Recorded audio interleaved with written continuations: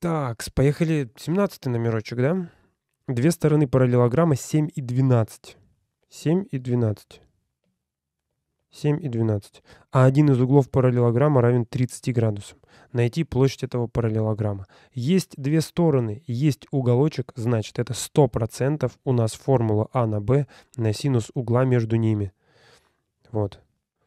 Вот эта запись синус угла между ними. Угол между А и Б. Вот, поэтому не пугаемся этой записью. Обычно просто там альфа пишется, а здесь я просто пишу, что угол между этими двумя сторонами. Для понимания.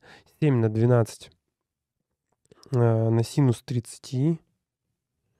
То есть получается 7 умножить на 12 на 1/2. Естественно, тут сокращается, остается 6. 7 и 6 получаем 42.